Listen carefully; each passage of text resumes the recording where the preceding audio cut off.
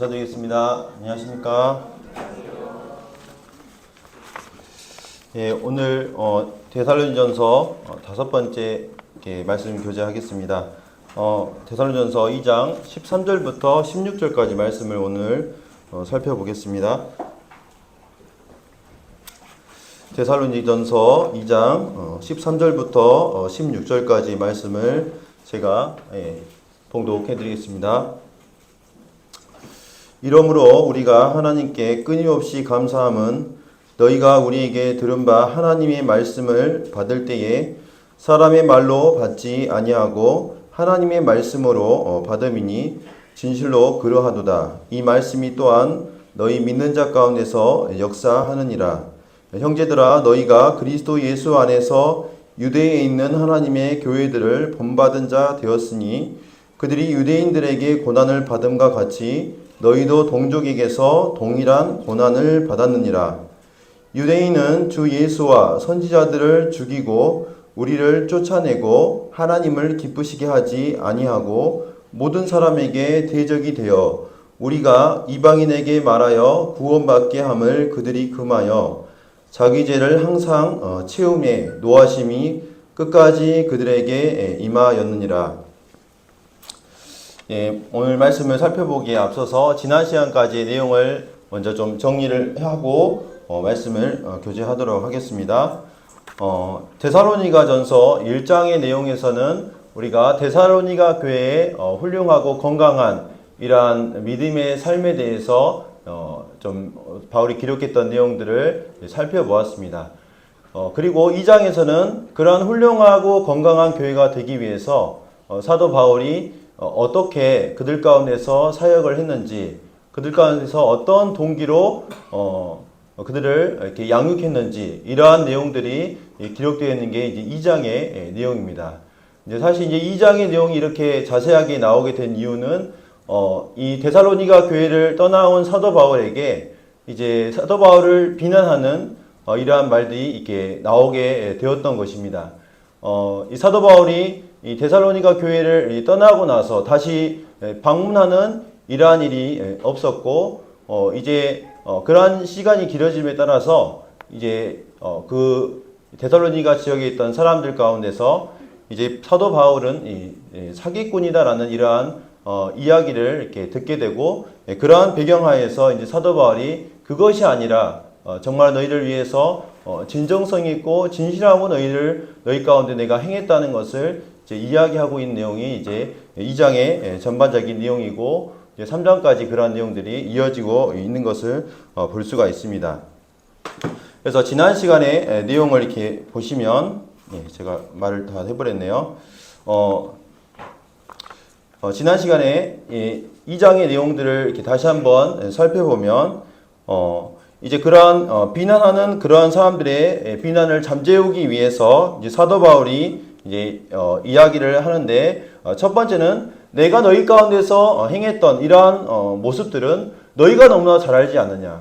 너희가 내가 일관되게 너희 가운데서 행했던 이러한 모습들을 너희가 너무나 잘 아는 것이다라고 언급하고 있는 것을 볼 수가 있고, 또 내가 너희 가운데서 사역했던 것은 사람을 기쁘게 함이 아니라 하나님을 기쁘게 하기 위한, 하나님께 위임받아서 청지기와 같은 마음으로 너희 가운데서 행했다는 것을 이야기를 했었습니다.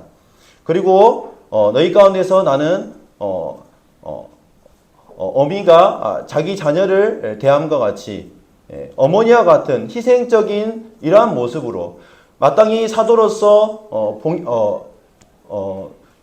물질적으로 이렇게 지원을 받으면서 그들 가운데 사역을 할 수 있었지만 그런 권위를 내세우지 아니하고 그들의 연약함과 그들의 상황들을 살피면서 오히려 자기가 물질을 벌어서 그들에게 희생하는 모습으로 사용했던 이러한 모습들을 이 사도 바울이 또 얘기하고 있습니다. 그렇게 희생적인 이러한 모습뿐만 아니라 그들에게 여러 모양으로 흠이 없고 점이 없는 이러한 본이 되는 모습으로 또 여러 부분으로 권면하고 위로하는 이러한 아버지와 같은 모습으로 또 바울은 그들 가운데 행했다고 이야기하고 있는 것이 이제 지난 시간에 살펴봤던 12절까지의 이제 말씀이었습니다.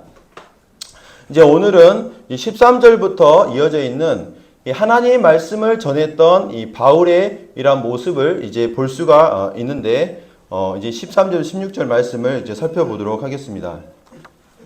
오늘 말씀이 짧지만 또 여기에 내용들이 좀 있기 때문에 이게 말씀을 먼저 드리자면, 먼저 이 13절의 말씀을 통해서 바울이 전했던 이 하나님의 말씀의 능력이 어떠한 것이었는지 이제 우리는 살펴볼 수 있겠고, 이 14절의 말씀에서는 이제 그들이 받았던 이 고난에 대해서, 특별히 동족으로부터 받았던 이 고난이 어떠한 의미를 갖고 있는지에 대해서 이제 사도 바울이 위로하는 마음으로 이렇게 말하고 있는 것을 볼 수가 있습니다.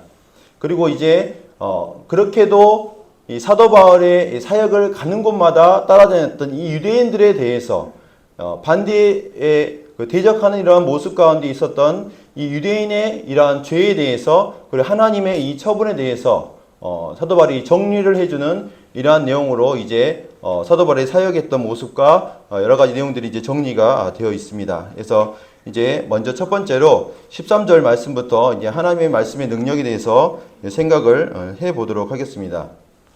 너무나 잘 아는 말씀인데 13절 말씀을 제가 다시 한번 읽도록 하겠습니다.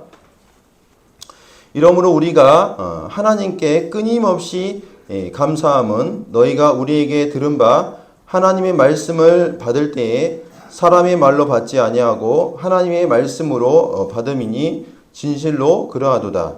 이 말씀이 또한 너희 믿는 자 가운데에서 역사하느니라. 사도 바울은 이제 사도 바울의 이런 사역하는 모습뿐만 아니라 그들이 받아들였던 하나님의 말씀을 받았던 이 모습을 보면서 하나님 앞에 끊임없이 감사하는 마음이 있다는 것을 지금 표현하고 있는 것을 볼 수가 있습니다. 이 말씀을 통해서 사도 바울이 전했던 이 하나님의 말씀, 바울이 입으로 통해서 말했던 하나님의 말씀, 너희가 우리에게 들은 바 하나님의 말씀에 대해서 먼저 한번 좀 살펴보고요. 그리고 이 말씀을 받아들였던 이 데살로니가 성도들의 이러한 태도를 한번 좀 살펴보고, 그 다음에 이 말씀이 그 믿는 자 가운데서 어떻게 일하는지, 이러한 부분들을 이렇게 나누어서 좀 이 말씀을 살펴보기를 원합니다.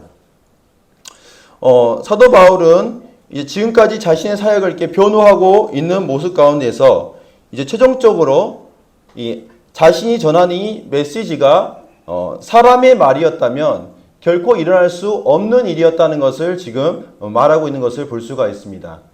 자기가 그저 사람들이 지어낸 어떠한 이야기를 그대로 전수해가지고 했다면은 결코 일어날 수 없는 그러한 일이라는 것을 밝힘으로써 자기가 하나님께로부터 왔고 또 하나님의 말씀을 전하는 이러한 사람이라는 것을 지금 이야기를 하고 있습니다. 그래서 이 말씀을 보시면 너희가 우리에게 들은 바 하나님의 말씀을 받을 때, 아마 사도 바울은 데살로니가 교회 가운데에서 이런저런 이야기를 많이 했을 것입니다. 우리가 일상적으로 하는 이야기처럼 오늘 날씨가 어제보다 이게 좀 더 춥네라든지 또 오늘 먹었던 음식에 대해서도 이렇게 이야기를 아마 했었을 것입니다. 그렇지만 그런 것이 아니라 우리에게 들은 바 하나님의 말씀을 받았다고 이렇게 말하고 있는 것을 통해서 사도 바울은 지금 현재 자기가 전했던 복음의 말씀이 될 수도 있고 구약의 성경의 어떤 내용이 될 수도 있고 또 하나님으로부터 계시를 받아서 사도로서 그들에게 전했던 이런 하나님의 말씀이 있을 수도 있었을 것입니다. 그러나 이 전했던 메시지가 자신이 하나님으로부터 온 사람이라는 것을 이제 증명한다는 것을 이게 지금 보여주고 있는 것인데, 이사야서의 말씀에 보면 이런 말씀이 있습니다. 내 입에서 나가는 말도 이와 같이 헛되이 내게로 되돌아오지 아니하고 나의 기뻐하는 뜻을 이루며 내가 보낸 일에 형통함이니라. 내 입에서 나가는 말, 하나님 입에서 나가는 말은 사람이 하는 말과 다르다는 것을 지금 이 이사야서에서 말하고 있는데, 하나님 입에서 나오는 말씀은 절대로 헛되이 그냥 되돌아오는 일이 없다는 것을 지금 말하고 있습니다. 하나님 입으로부터 나온 말씀은 반드시 하나님의 그 기뻐하신 뜻을 이루는 이러한 일이 일어나게 되고, 또 하나님께서 보낸 어떤 일에 대해서 형통함, 또 다른 번역에서는 이 성취한다는 말을 사용하고 있는데, 바로 하나님의 말씀은 어떤 하나님의 그 뜻을 반드시 이루어내고 또 그것을 성취해내는, 그걸 형통케 하는 이러한 일을 일으킨다는 것을 지금 말하고 있는 것입니다. 그래서 사도 바울이 하는 이 말이 이와 같이 하나님의 말씀에 능력이 있었다는 것을 지금 말하고 있습니다. 이를 돕기 위해서 사무엘상 3장에 보면은 사무엘이 이제 아이였을 때 하나님이 사무엘을 부르게 되었습니다. 그리고 이제 사무엘이 공적으로 이제 이스라엘 가운데서 사역하는 이러한 모습들이 이제 나타나게 되는데, 그 초기의 상황 가운데 이런 말씀이 기록이 되어 있는데, 사무엘이 자라매 여호와께서 그와 함께 계셔서 그의 말이 하나도 땅에 떨어지지 않게 하셨다. 이 말씀을 이렇게 보게 되면 사무엘이 했던 이 말이 하나도 땅에 떨어지지 않았다. 이 땅에 떨어지지 않았다는 이 표현은 어떤 뜻이냐면, 우리가 화살을 이렇게 쏘게 되면 화살이 어떤 관역을 향해서 나가지 않습니까? 그럼 그 화살이 능력이 있고 정말 힘이 있다면 정확하게 그 표적을 향해서 맞추게 될 것이지만, 그 말이 그냥 힘이 없다면은 표적을 맞추지 못하고 그저 땅에 이렇게 처박히게 되는 이러한 꼴을 보게 되는데, 이 사무엘이 했던 이 말이 하나도 그렇게 땅에 떨어져 버리는 이런 화살과 다르게 정확하게 그 목표를 적중하는 이런 화살과 같이 나아갔다는 것입니다. 근데 그 이유가 뭐냐면 이 말씀처럼 여호와께서 그와 함께 계셨기 때문이라고 지금 말하고 있는 것입니다. 그래서 다시 말해서 이 사도 바울이 지금 현재 전했던 그 메시지가 하나님이 자기와 함께 하셔서 자기에게 전하라고 하는 그 메시지였기 때문에 그와 같은 능력 있는 말씀이 또 사람을 변화시키고 사람을 구원하여서 계속해서 그들 가운데서 역사하는 일들을 일으켰다는 것을 지금 말하고 있는 것입니다. 그래서 1차적으로는 이런 말씀을 이런 흐름으로 지금 이 말씀을 지금 하고 있는 것을 볼 수가 있는데, 이제 전 최근에 이제 이 사도행전을 이렇게 읽으면서 이렇게 여러 가지 교훈들을 받았습니다. 그러면서 이제 사도 바울이 우리가 잘 아는 이 사도 바울이 여러 가지 이런 사역들 가운데서 정말로 중요하게 생각했던 것이 무엇인가라는 것을 이제 보게 되었는데, 사도행전 잠깐 20장을 잠깐 한번 보도록 하겠습니다. 사도 바울이 어떤 부분을 이렇게 많이 염두하고 그 사역들을 했었는지 그 행적과 또 하는 말들을 좀 보겠습니다. 사도행전 20장의 여러 구절들을 이렇게 군데군데 제가 찾아서 읽어 드리겠습니다. 사도행전 20장 7절입니다. 오늘 이제 사도행전에, 왜냐하면 사도 바울이 했던 이런 사역들과 말씀을 전했던 이런 부분들을 함께 보려고 하기 때문에 좀 보겠습니다. 20장 7절 말씀입니다. 그 주간의 첫날에 우리가 떡을 떼려 하여 모였더니 바울이 이튿날 떠나고자 하여 그들에게 강론할세 말을 밤중까지 계속하매. 사도 바울이 이제 떡을 떼려 모였는데 계속해서 했던 일이 있었는데, 밤중까지 계속했던 것이 있는데, 그것은 뭐냐면 그들에게 강론했다. 강론했다는 것은 하나님 말씀을 이렇게 전하는 일을 말하고 있는 것입니다. 9절 보시면요, 이두고라 하는 청년이 창에 걸터 앉아 있다가 깊이 졸더니 바울이 강론하기를 더 오래 하매.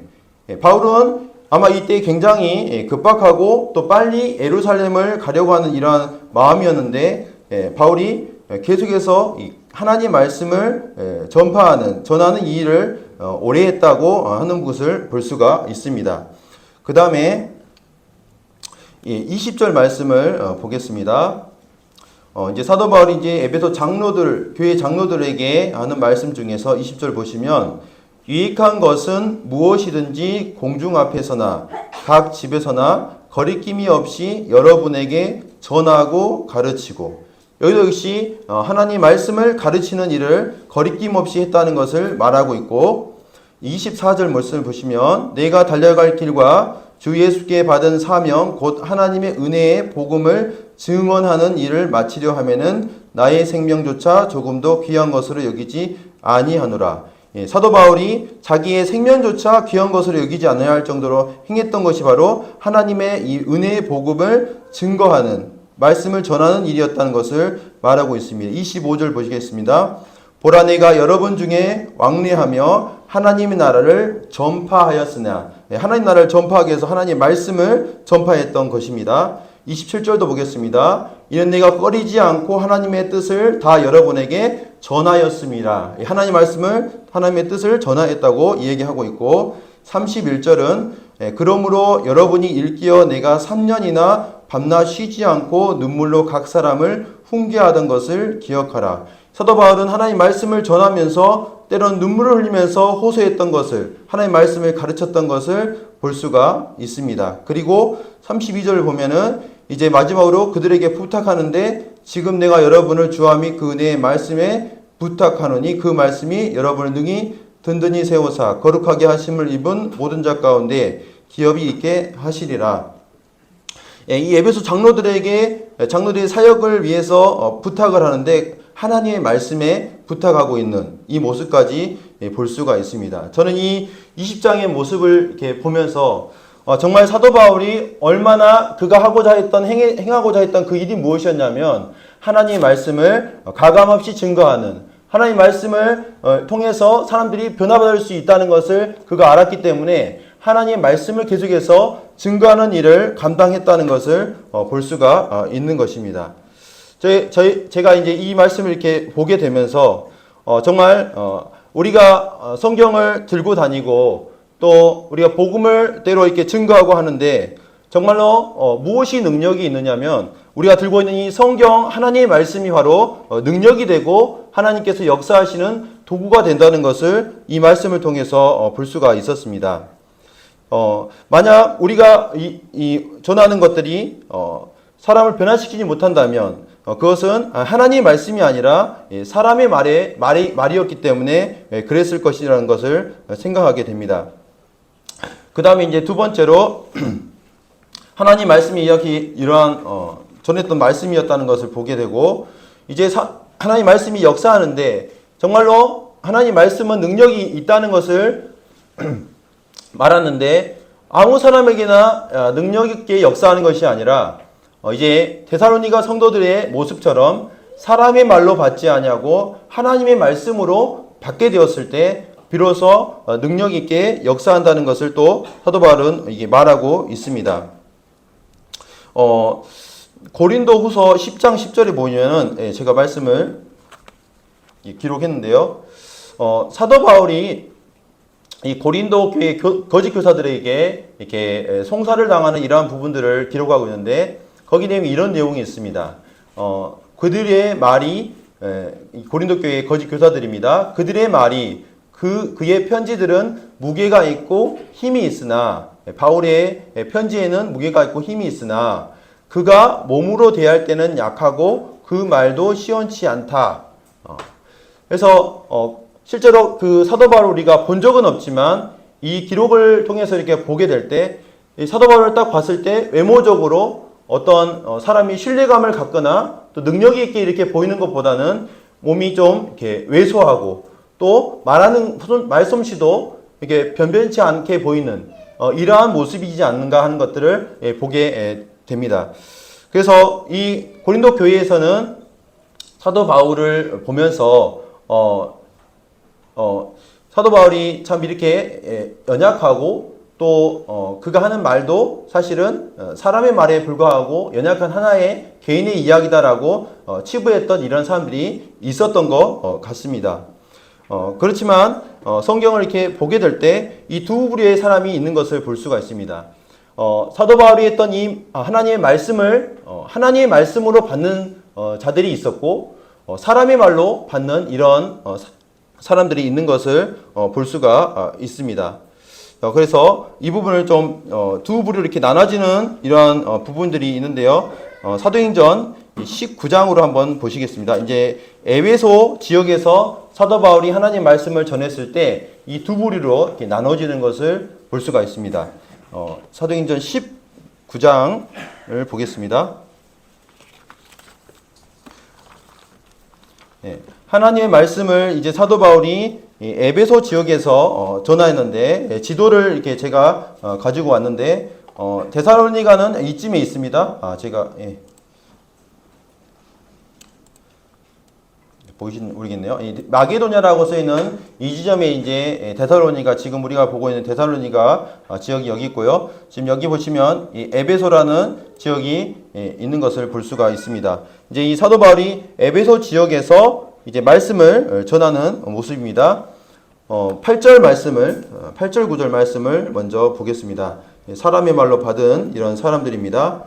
바울이 회당에 들어가 석 달 동안 담대히 하나님의 나라에 관하여 강론하며 권면하되 어떤 사람들은 마음이 굳어 순종하지 않고 무리 앞에서 이 도를 비방하거늘 바울이 그들을 떠나 제자들을 따로 세우고 두란노 서원에서 날마다 강론하니라. 이 바울이 데살로니가 지역에서도 사도 바울은 오랜 기간 머물지 않았었습니다. 학자마다 다르지만 한 달에서 길게는 1년이라고 보시는 분도 있지만 굉장히 짧은 기간 동안 말씀을 전했습니다. 이 에베소 지역 마찬가지로 8절에서 보시면 석 달 동안 하나님 나라에 대해서 강론했다고 말하고 있습니다. 이 3개월 동안 이 하나님 말씀을 전했을 때 어떤 사람들이 있었냐면 마음이 굳어서 순종하지 않고 또 이 도를 비방하는 이러한 사람들이 있었던 것입니다. 이 사람들은 사도 바울의 말을 사람의 말로 받아들였습니다. 그런데 이 사도 바울이 이러한 비방을 받았을 때 포기하고 갔던 것이 아니라 여기 말씀처럼 제자들을 따로 세워서 계속해서 하나님 말씀을 드란노라는 서원에서 날마다 전파하는 일을 했는데 10절을 보시면 2년 동안 그 일을 했다고 기록을 하고 있습니다. 그래서 계속해서 하나님의 말씀을 이 에베소 지역을 중심으로 해서 말하고 있는 것을 볼 수가 있습니다. 그러면 하나님의 말씀으로 받은 사람을 한번 보도록 하겠습니다. 이 에베소 지역에서요. 그렇게 계속해서 말씀을 전했을 때 19절입니다. 또 마술을 행하던 많은 사람이 그 책을 모아가지고 와서 모든 사람 앞에서 불사르니 그 책값을 계산한 즉 은 5만이나 되더라. 이와 같이 주의 말씀이 힘이 있어 흥황하여 세력을 얻으니라. 이 에베소 지역에서 계속해서 하나님의 말씀을 사람의 말로 받아들이고 거절했던 사람들을 피해서 이제 따로 제자들을 향해서 계속해서 하나님 말씀을 전파하였을 때 2년 동안 쉬지 않고 전파하는 결과 좀 특이한 일들이 이 에베소 지역에 일어나게 됩니다. 어떤 일들이 일어나면 바울의 손을 통해서 기적들이 나타나게 됩니다. 11절을 보시면 기적이 나타나게 되고 그 다음에 이제 그런 기적들을 보면서 이 에베소에 마술을 하는 사람들이 있었습니다. 여기 이름도 나와 있는데요. 그 사람들이 이 바울이 하는 이러한 신기한 일들을 흉내내기 위해서 흉내를 내다가 봉변을 당하게 되는데 악귀, 이게 귀신이 이 바울의 바울도 내가 알고 예수도 내가 아는데 너희는 누구냐 하고 하면서 이 그 마술을 흉내냈던 이 마술하는 사람들을 억눌러서 옷을 벗겨버려 가지고 도망가게 되는 이러한 일이 벌어지게 됩니다.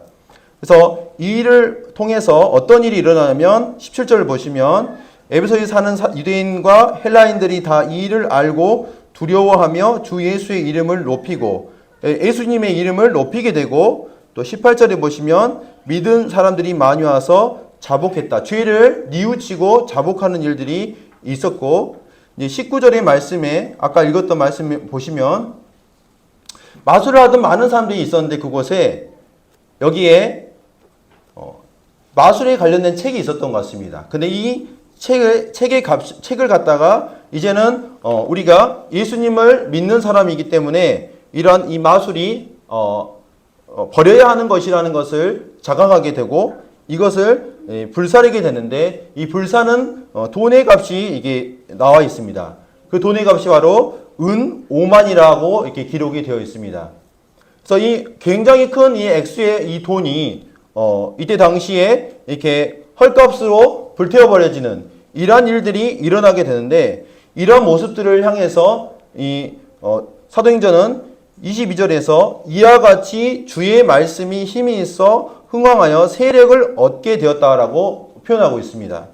이런 기적들이 많이 일어나게 되는데 그러한 것들이 의미하는 것이 무엇이냐면 하나님 말씀이 정말로 능력 있고 세력을 얻어서 하나님 말씀에 의해서 사람들을 좌지우지하게 되는 이러한 능력이 있게 되었다는 것을 표현하고 있는 것입니다. 그래서 이 하나님 말씀의 능력을 사도 바울이 보았을 때 21절에 한 가지의 결심을 하게 되는데 이 일이 있은 후에 바울이 마게도냐와 아가야를 거쳐 예루살렘에 가기로 작정하여 이르되 내가 거기 갔다가 후에 어디도 본다고 했습니까? 로마도 보아야 하리라.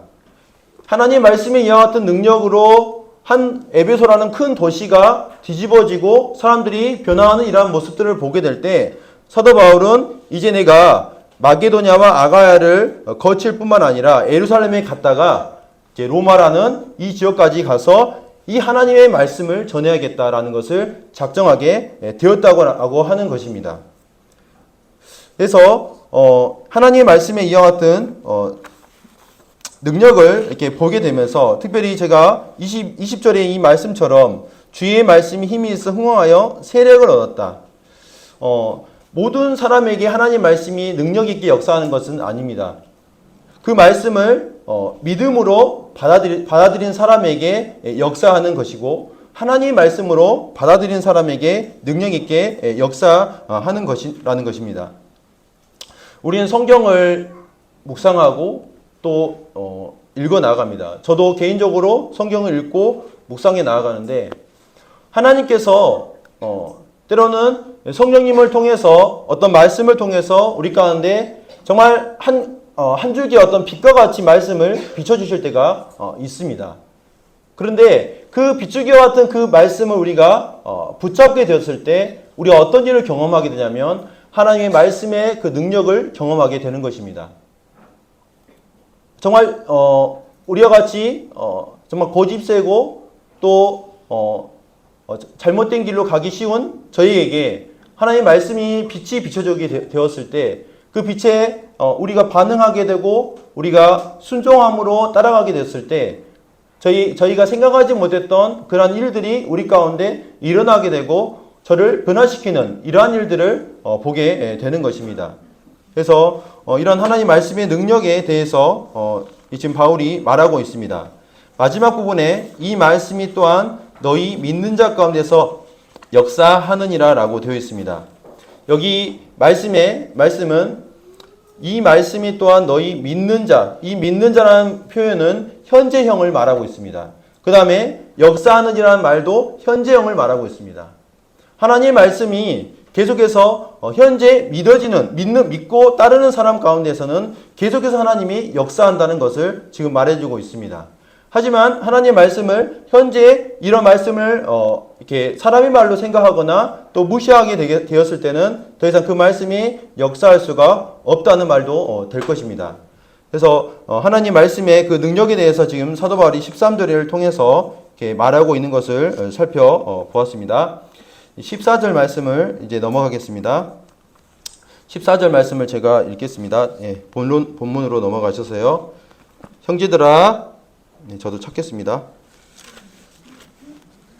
2장 14절 형제들아 너희가 그리스도 예수 안에서 유대에 있는 하나님의 교회들을 본받은 자 되었으니 그들이 유대인들에게 고난을 받음과 같이 너희도 너희 동족에게서 동일한 고난을 받았느니라.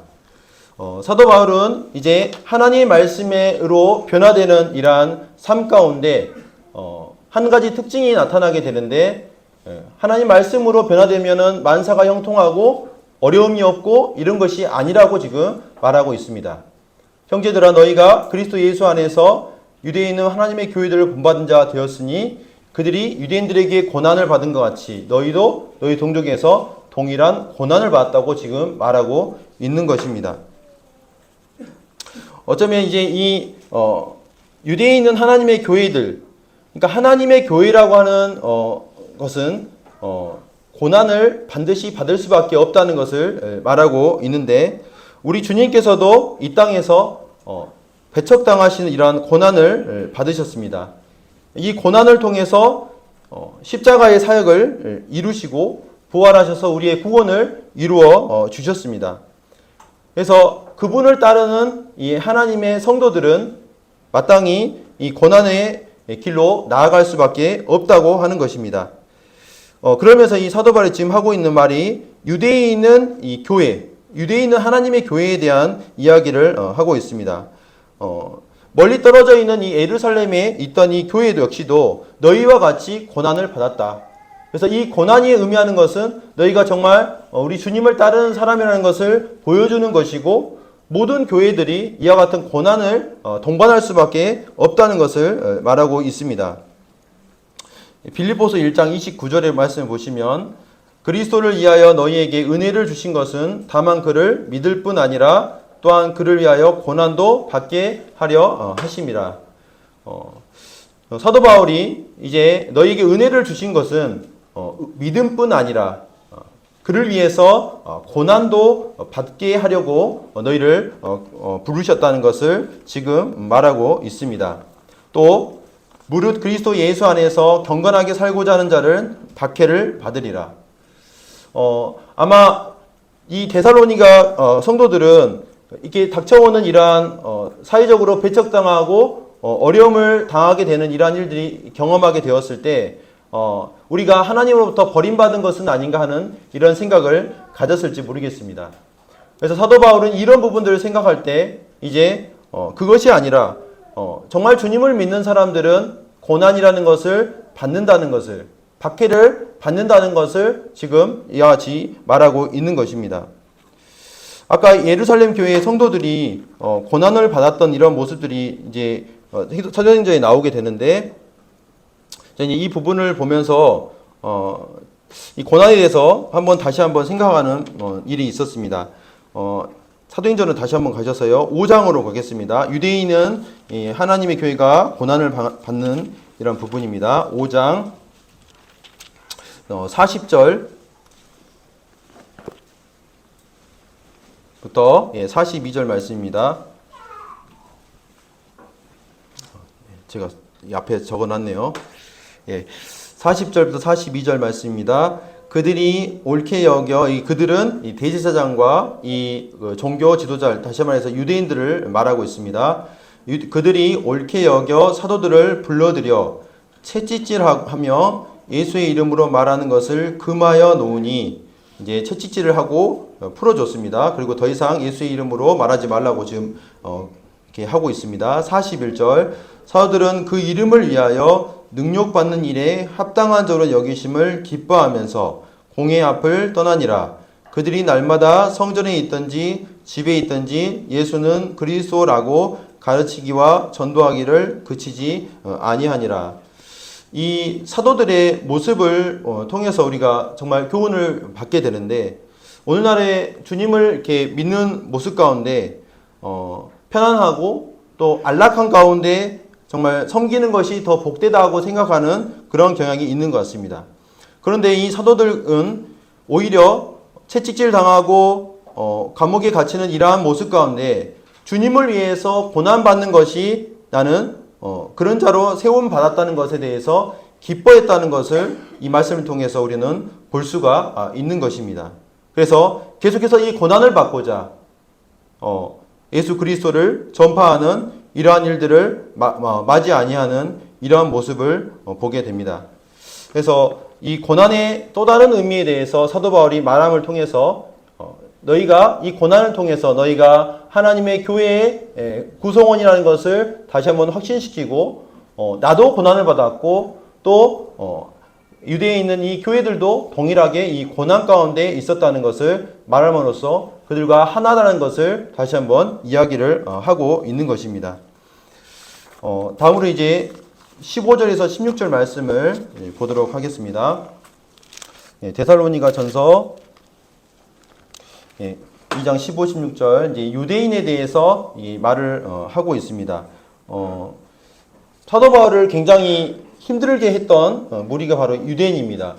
계속해서 사도 바울을 따라다니고 더 이상 예수님을 그리스도라고 증거하지 못하게 하고 했던 그 유대인, 이 유대인들에 대해서 왜 이렇게 기록을 해놨을까 생각을 해봤을 때 아마 데살로니가 교회 가운데도 동일한 이러한 어려움으로 힘들어했을 것이고 여기 대해서 사도 바울이 정리해 주었을 때 이제 그들이 평안 가운데 또 주님을 섬기는 이러한 삶을 살 수 있었지 않을까 해서 이 유대인에 대해서 이야기하고 있다고 보여집니다. 유대인에 대해서 얘기하겠습니다. 15절 유대인은 주 예수와 선지자들을 죽이고 우리를 쫓아내고 하나님을 기쁘시게 하지 아니하고 모든 사람에게 대적이 되어 우리가 이방인에게 말하여 구원받게 함을 그들이 금하여 자기 죄를 항상 채우매 노하심이 끝까지 그들에게 임하였느니라. 이 유대인들이 하나님의 말씀을 사도 바울이 전할 때마다 반대하는 이러한 모습을 가졌습니다. 이런 유대인들의 떵떵거리면서 살아가는 이러한 모습들을 볼 때 데살로니가 성도들은 저 유대인들이 하는 저 말이 도대체 맞는 것이냐, 하나님은 과연 저들을 향해서 내버려 두시는 것이냐, 이러한 의구심을 가졌을 것입니다. 그래서 이 유대인들에 대해서 말하는데 유대인은 주 예수와 이 네 가지의 죄에 대해서 지금 말하고 있는데 첫 번째는 주 예수와 선지자를 죽였다라고 말하고 있습니다. 주 예수님을 로마인들에게 끌고 갔던 사람은 바로 이 유대인들이었습니다. 그 다음에 선지자들을 죽였다. 예수님이 오실 거라고 증거했던 구약의 많은 선지자들을 죽였던 자들이 바로 이 유대인이었습니다. 그 다음에 우리를 쫓아냈다. 바울 하나님 말씀을 너희에게 전해줬던 우리를 이 데살로니가 지역에서 쫓아냈던 사람이 바로 이 유대인이었다. 뿐만 아니라 총체적으로 이 유대인은 하나님을 기쁘시게 했던 사람이 아니다. 그들은 마치 하나님을 믿음으로써 그들이 하나님을 기쁘시게 하는 사람처럼 보이지만 그들은 사실은 하나님을 기쁘시게 하는 사람이 아니다. 그들은 심지어 모든 사람에게 대적이 되는 대적이라고 말을 하고 있는 것입니다. 그러면서 우리가 이방인에게 말하여 구원받게 함을 그들이 금했다라고 말하고 있습니다. 그래서 이 유대인들의 이러한 죄악됨을 지금 밝히고 마지막에 하나님께서 그러면 그들을 어떻게 하시냐? 자기 죄를 항상 채우고 있다고 말하고 있습니다. 여기 자기 죄를 항상 채운다는 표현은 과거에 이제 하나님께서 아브라함에게 가나안 땅으로 그들을 4대가 지난 후에 인도하실 거라는 것에 대해서 얘기하실 때 이 가나안 땅에 있는 아모리인들이 죄악이 관영하지 아니하였다는 표현을 할 때 이 표현을 했었습니다.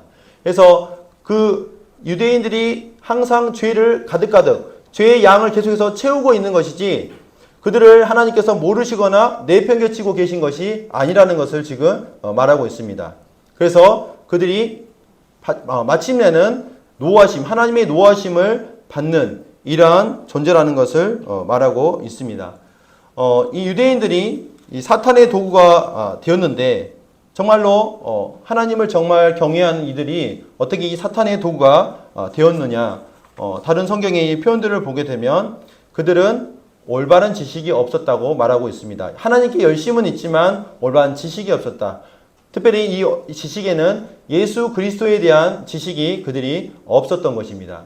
그 지식이 없게 되었을 때 그들은 사탄의 도구가 되었던 것이고 두 번째로는 자기 의에, 자기 열심에 자기가 하나님 앞에 죄악됨을 인정하고 나온 것이 아니라 자기의 옳음을 끝까지 변호하면서 자기는 다른 사람보다 낫다고 계속해서 고집했던 것이었습니다. 그 다음에 세 번째로는 실제로 그들이 하나님을 위한다고 하지만 사람의 영광을 구하고 하나님을 향한 하나님으로부터 오는 영광은 구하지 않는 이러한 마음이 있었기 때문에 그들은 실제로는 이와 같이 하나님의 복음을 전해서 사람들이 구원받는 일에 사탄의 도구로서 방해자의 역할을 했다고 말하고 있는 것입니다. 저는 이 유대인들의 모습을 보면서 때로는 우리가 사탄의 도구가 될 수도 있겠다라는 생각도 해봅니다. 우리도 하나님을 믿는다고 하지만 우리 주님에 대해서 또 우리 자신의 죄성에 대해서 또 하나님을 향한 정말 그분을 향한 마음이 없게 되었을 때 우리는 이러한 사탄의 도구가 될 수 있다는 것을 생각하게 됩니다.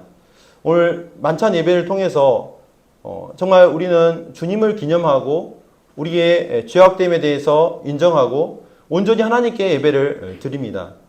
그래서 이 부분을 보면서 우리가 매 주마다 드리는 이 만찬 예배를 통해서 우리 가운데 베푸시는 은혜가 계속해서 하나님을 향한 선한 도구로서 드려지는 이러한 일이 된다는 것을 또 보게 되었습니다.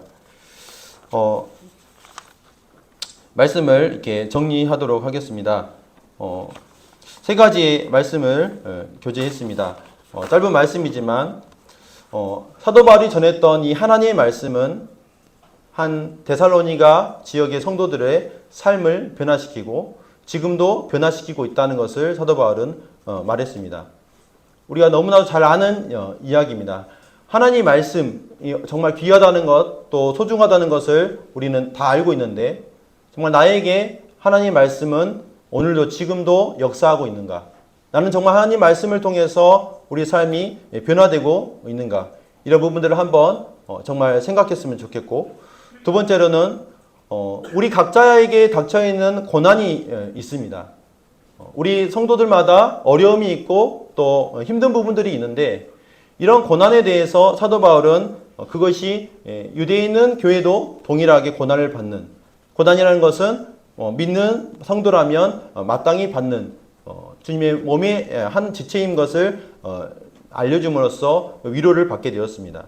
마찬가지로 우리 각자에게 닥쳐있는 이러한 고난을 통해서 고난을 어떻게 우리가 바라보고 또 해석해 나아갈지, 그것이 하나님의 연단의 과정이구나, 또 하나님께서 나를 또 인도하시는 다른 길이 있겠구나, 여러 가지 이런 부분들을 생각하면서 이렇게 해석하는 이런 지혜가 있었으면 좋겠고, 세 번째로는 우리가 이런 유대인처럼 정말 우리 주 예수 그리스도를 알기에 게으르지 아니하고 우리 주님께서 우리의 죄악됨에 대하여서 정말 용서하시고 또 그분 앞에 나아가게 하신 이 은혜들을 계속해서 바라봄으로써 주님의 도구가 되는 이러한 부분들을 저희 가운데 주님께서 말씀해 주셨으면 좋겠습니다.